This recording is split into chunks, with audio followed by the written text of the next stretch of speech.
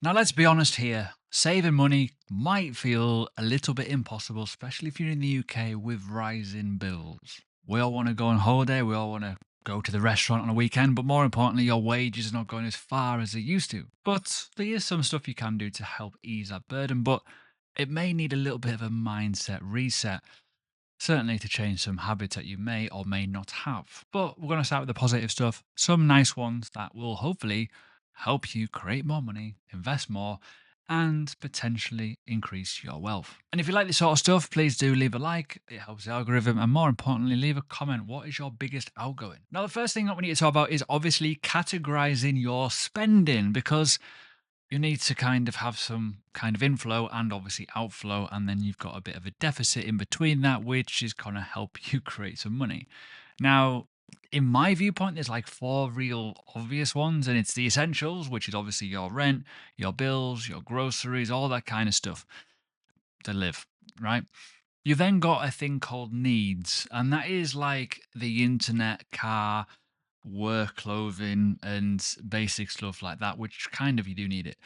Then you've got the element around wants, and the wants are always like your eating out, your Netflix, your Disney Plus, your Amazon Prime, and stuff like that. Then you have luxuries such as designer clobber, your new gadgets, your new shoes, maybe some new technology, a new game, whatever it may be. But this is where the kind of the element is. Most people, right? And I don't want to put this like as an insult to anyone, but if you're on lower income, you tend to have the luxuries and the wants as priority versus, say, the essentials and the needs, which is a bit of a worry, especially if you've got children or stuff like that, because those essentials and those needs should be first on the list for the outgoings. And for some people, they're not. And I know that because of the companies that I run and how I've kind of looked into the financial markets of different people in different markets and how their mind and the psychological mind is, where they're more than happy to put 3 or 4 grand in an investment, but actually not think about themselves, or more importantly, have an emergency fund, which we will come on to in a bit in this video, so don't go away. But yeah, it's mad. And I don't want to be that ruthless, but wants and needs and luxuries, you kind of need to kind of like cool that a little bit, which could actually be killing your savings because the essentials and the most obvious needs need to be covered first. Now, the next thing we need to talk about, and it's kind of obvious, is automate as much as you possibly can. Now, the first thing you need to do, realistically, and I will come on to a really good tip that will help you in a second. What is your outgoings? What are your ingoings as well, right? And then automate elements at the start of the month so things go away from you very quickly. Go into savings, whatever it may be. But there's other tools out there that can help you certainly round up your money. If you're spending money, that will help you save. And I'm going to come on to one of those tools in a second. But the more obvious element around this is the fact that treat it like a bill. Treat it like an essential that you are going to be saving money. Because I think in the psychological element is most people get to payday that, yeah, sweet, got money. And then at the end of the payday, they're like, oh, I got some money left over. I'm going to spend it. Now, this is just one tool that I do recommend. I've used it before. There's no affiliate links to this, but just go onto Moneybox. Check it out because with Moneybox, you can set like a fund, right? And that fund can be a savings fund. And that can be based off your bank transactions, i.e., if you're spending, say, X amount in a shop, it will save a percentage of that fee and it will round it up for you. It's pretty clever. And that allows you to get a little bit of a pot going and it helps you understand that, you know, when you are spending money, you should be saving money as well. Simple, it works. But there's other websites like this as well, other apps. Certainly, you can do it on Plum, you can do it on Monzo. There's a lot of them that do it. And I mentioned make sure you understand where your money's going. Now, I recommend on the screen here Monzo. There's a link below. You can get some free money as well. So there you go. Let me show you something. Now, with Monzo, what you can do is you can set it up to allow you to track your spending. Now, on the screen here, you can see spending insights you actually use, and genuinely you do, because you'll see the notifications. It'll tell you how much you're spending versus the previous month. It's pretty good. You can put your spend categories in there. So, say for example, you go to Tesco, it's obviously groceries. If you do certain things, it's obviously a bill or an essential. You can move it around to whatever suits you. Or if you've got children, you can make a little thing for them and go, for your child, it's however much. And this is a great thing, and it will tell you what the target spends are and what your spending is and what your income is. And over the course of the month, it will show you. So, as I said before, if you know what your outgoings are, get Monzo to help you. There's a link below, as I say. Now, another thing that people tend to kind of overlook, and this is the blaming of Instagram, I'm going to say, embrace looking poor. You don't need to look rich to be rich, by the way, just saying. Most people who have money don't tend to flash it about too much, and they tend to be quite boring. Drive an older car, for example. Wear the same hoodie a couple of times a week instead of buying new ones every single time because they get quite expensive. But this is more like a mindset thing. Eventually, it will become the silent killer of wealth, which is obviously inflation, because realistically, assets that you buy will tend to depreciate in value, and that's less money for you to invest. So embrace the fact of like saving some money by not spending as much on the luxuries or looking the part. And I know it sounds kind of obvious, but at the end of the day, right, when you think about what you use on a daily basis, it's probably quite minimal. I know if you want to go out on a weekend, and again, we talk about this problem of, oh, let's go out every single weekend. You've got to wear new clothes every single time you do it. I've got to go shopping for some new shoes or whatever. It really does add up. And then what have you left with? You're left with a house that's full of clutter. And then you're probably thinking, I need to move house. Why? Because I've got no space anymore. Now, I mentioned before, rounding up your monies, automate it in terms of direct debits or obviously tools that can do it. Now, obviously, Monzo can do that as well if you pay for it. But a cash ISA, and I'm going to scroll down here and it's going to show you this. Earn tax-free interest on your ISA. So you're protecting your capital somewhat, right? Now, this is pretty good for protecting your savings, and you're not penalized if you're withdrawn from this neither. And yeah, you can get your 3 to 4% interest, which is not a lot if you don't have much, but you're protecting it because you're not going to get taxed over time. That will build, that will build, that will build. And it lets you protect that interest. It lets you protect that tax-free element. And it only takes 2 seconds to set up, and it's already in your own account. So going back a step, as I say, automate things into your saving pots. Make it a cash ISA.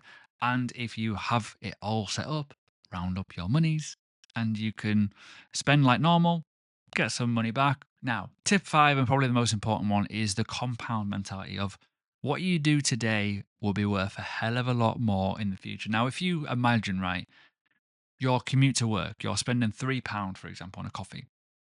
£3 times 5 adds up per week. Obviously, that's going to be 15. And if you're working on average, I don't know, 25, 24 days in a month, you can do the maths here. It turns out pretty expensive. And if you do that over a year, it's going to add up. So when you're skipping that coffee, you're gaining money longer term. And that money can then be set aside into your cash ISA, for example, and you can have a pot. And that pot will then become your emergency fund that you can use to get you out of the shit if your car breaks, for example.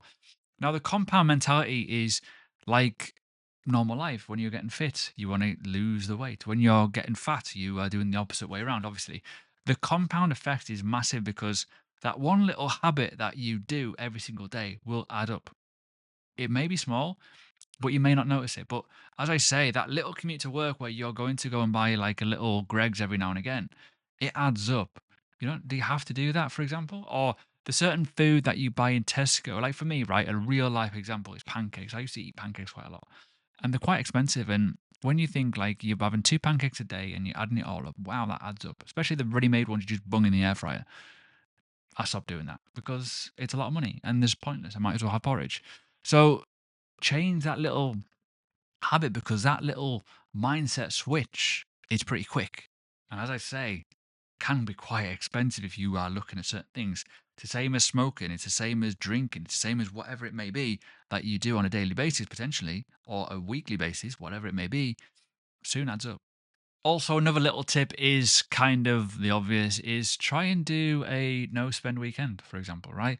Or just cook at home every now and again. Do free stuff. Track how much it changes in terms of your leftover spends. But audit your subscriptions. I know this is going to sound really dumb and noddy, but if you are not using things that you've bought for months, and as I say, I'm in the world of crypto and I had a company in crypto and I still do. People don't use the service that I offer. So, how many people like yourselves, maybe, who knows, are using things that you've never used before? So, for example, if you're using TV network subscriptions, for example, or whatever it may be, and you've never used it for like 3 months, do you need it? Probably not. Now, the reason why I'm talking about a lot of this is because I think a lot of people invest money they don't have. and you do not have an emergency fund, and you should have some money left around, because you should be investing money that you can afford to lose, essentially, right? So if you want to build real wealth, you need to stop skipping steps, so to speak. And a lot of people just jump into investing and think, I can make some money here. And they don't, and then they lose it, then they're in shit street, or they're getting debt up to the eyeballs. But this is the thing: if you lose your job, if your car breaks down, if you break a leg, if you're self-employed especially, or something like that, you are buggered, right? And you got to have an emergency fund. So what an emergency fund is your foundation for the future, really. Have at least 3 months of spends that you can just have sitting around. Now, you could have that sitting in a cash ISA that is generating interest, fair play, that's fine. Or you can have it in other ways of like making interest. But it's something that you have and you cannot touch, and you only touch it if you really, really need it. Not for your holiday, not for going out on a weekend.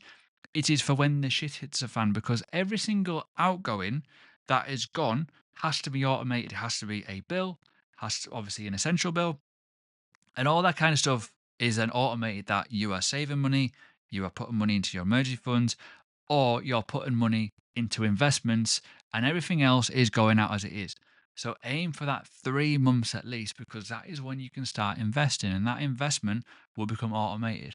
That automation of an investment will then eventually snowball into potential dividends coming back and more income, and you will make more money. But you need to start by looking at yourself in the mirror and going, do I need this money? Do I need to spend this money, on certain things? And more importantly, what are you going to do in the next couple of years? Because as I say, that compound mentality is, if you start in 3 years' time, you're going to regret it, because you're going to go, in 3 years, I could have invested so much more money.